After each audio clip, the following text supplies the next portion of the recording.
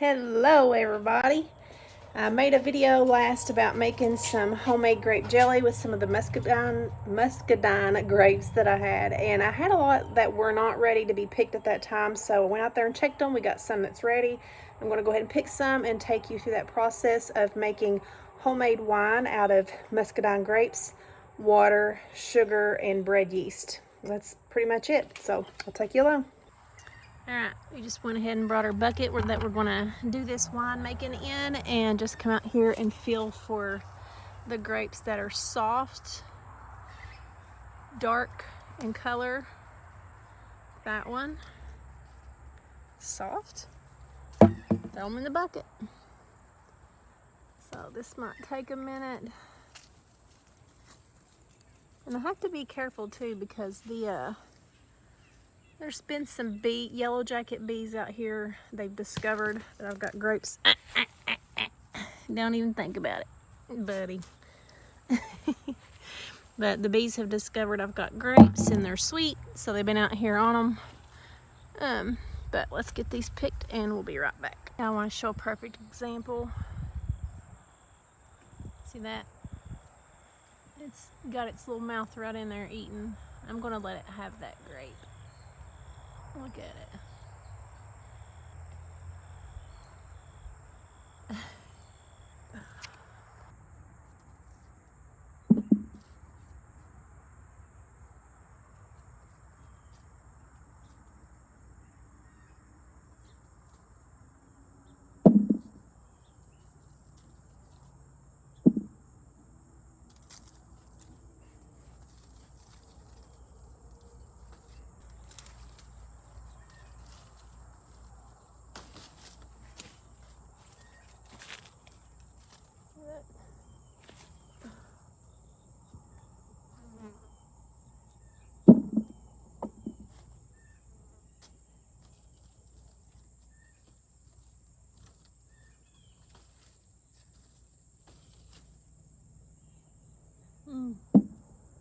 Smells like grape bubble gum.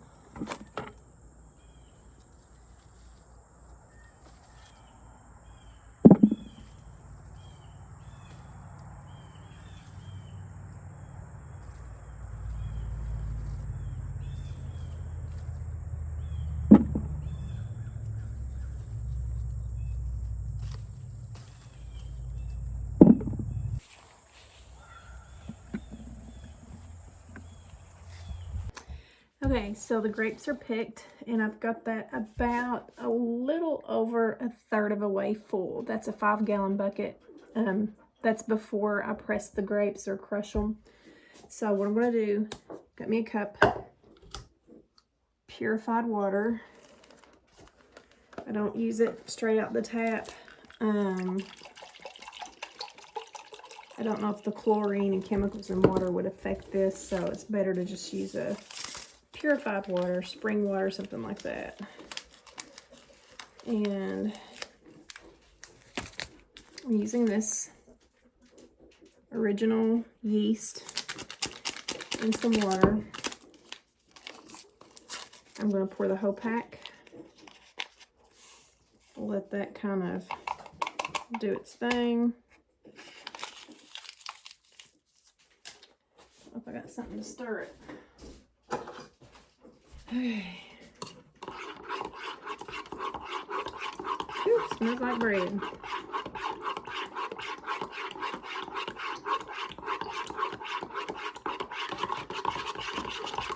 So that yeast is stirred in the water.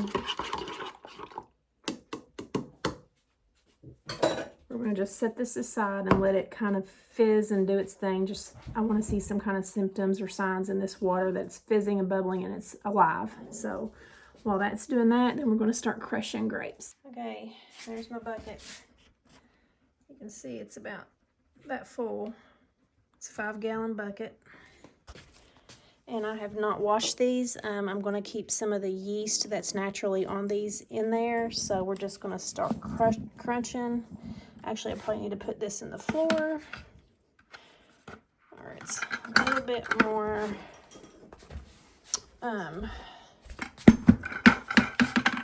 yeah. And I might have to use 2 hands to do this, or my hands, but we'll be back when we get this crushed. Okay. Ugh. This is probably why they stepped on them back in the olden days. Put on some plastic covers and start walking on them, because these ain't wanting to crush. Okay, let me get my emulsion blender, because these need a little bit more manpower. Alright, we're going to try this bad boy and see if this is better. Oh yeah. Yoda.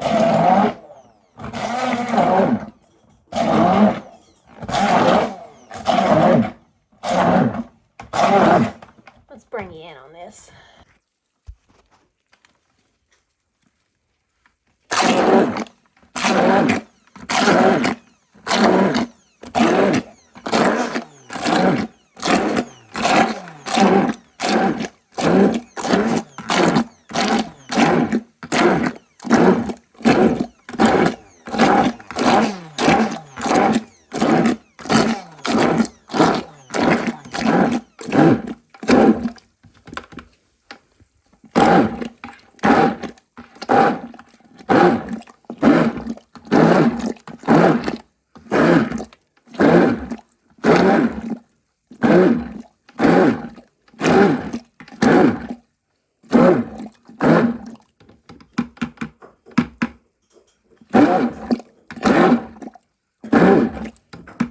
Okay. That's about the consistency that I want it to look. Okay, so here's our yeast. It's bubbling a little bit, so we know it's active. But what we're going to do is put in a 4-pound bag of sugar and start topping it off with water and yeast. We're going with our sugar first.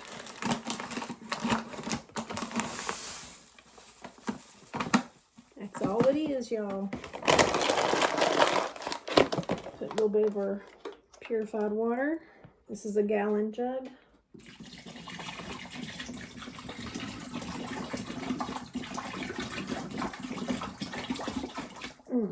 Splattering on my face. We're going to put our yeast water in there. Rinse this cup out with some more water.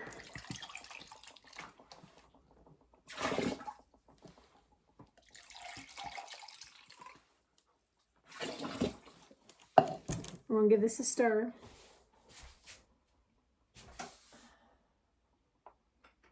Well, where is my spoon? Couldn't find my spoon. I just want to make sure that sugar's kind of mixed in there real good.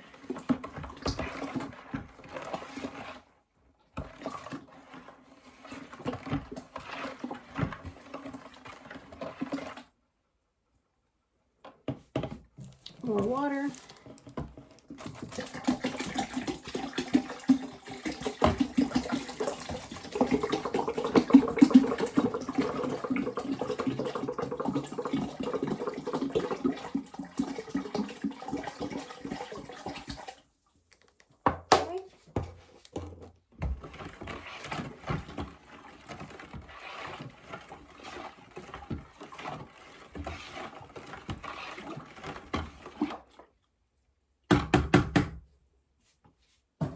We're going to add in another gallon of water.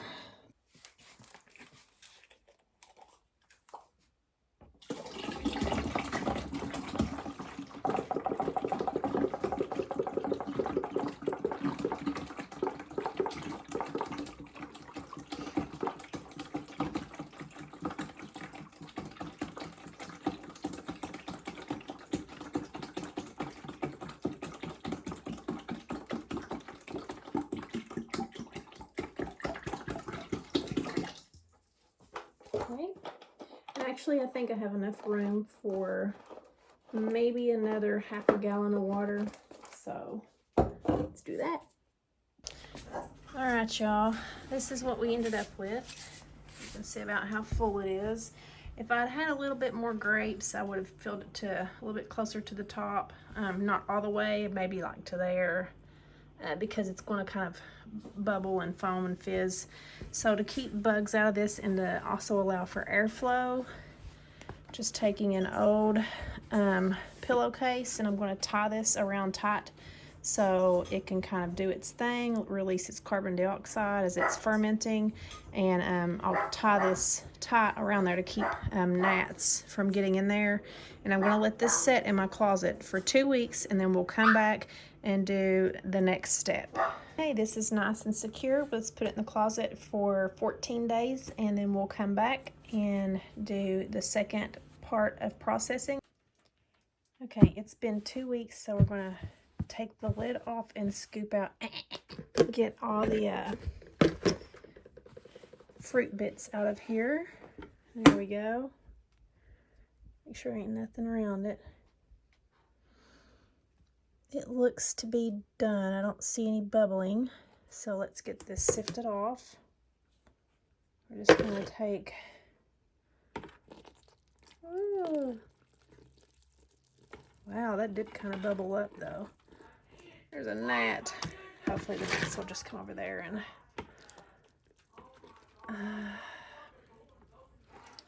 get this.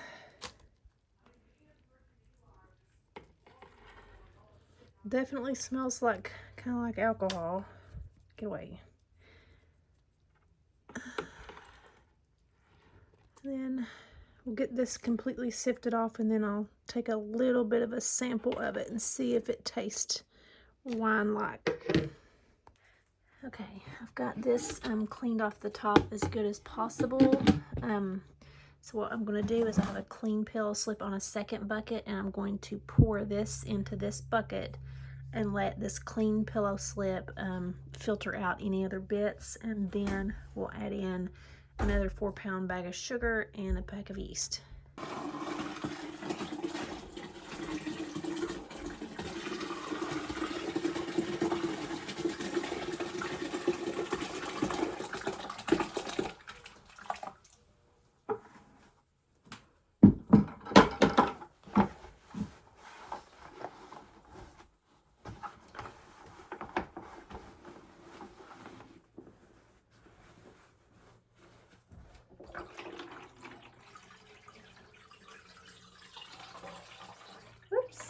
Just got some on the floor.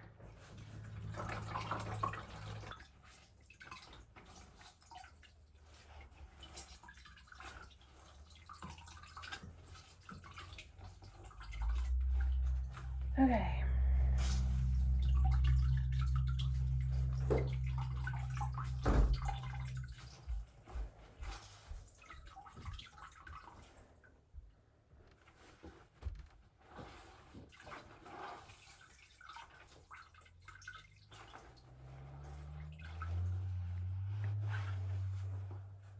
Okay.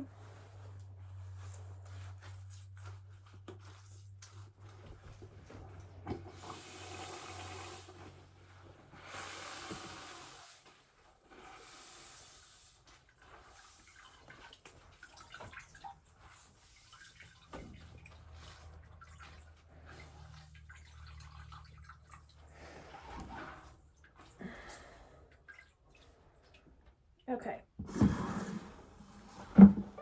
So, let's get my hands rinsed off.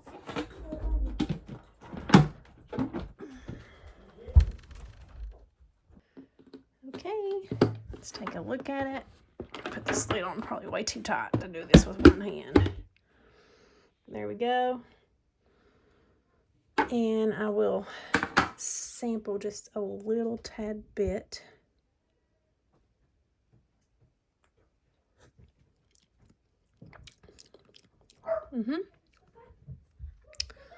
Could be a little bit sweeter and a little bit stronger. So what I'm going to do now is add in another 4 pounds of sugar.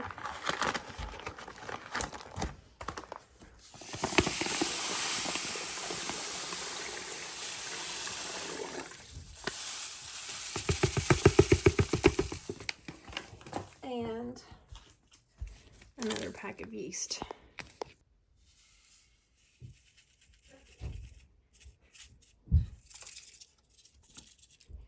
Okay, and then give that a gentle stir to get that sugar and yeast incorporated. And we're going to let this go for about 3 to 4 more weeks.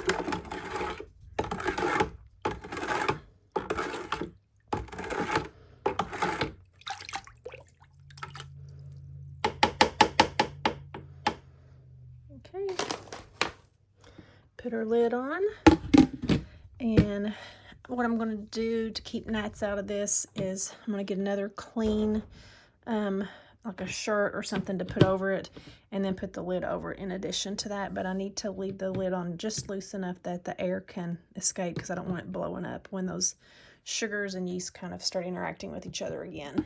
There you go. All right, y'all, so it's been about a week, and I wanted to check on this, and I've had this here with the lid on, and I had it stringed up tight to keep any gnats out. So it's just been sitting in a closet. Look at that. Look here, I got a smiley face. There's the eyes, nose, and mouth.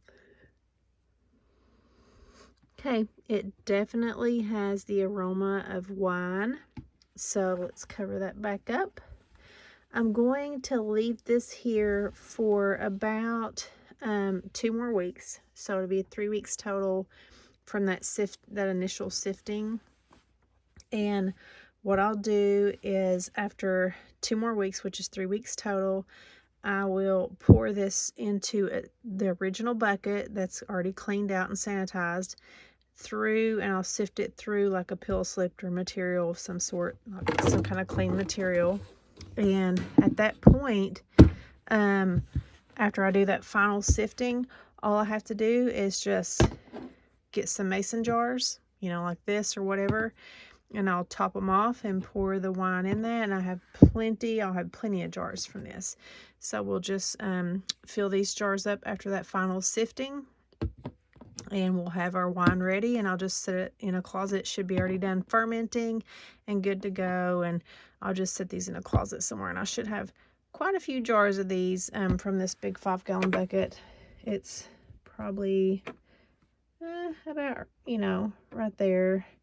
So we're pretty good. And I just got some more grapes, so I'm getting ready to make another batch, which is perfect timing. But there you go. That's how you make homemade wine from muscadine grapes that are fresh picked. Thanks for hanging out with me. Thanks for watching. Bye.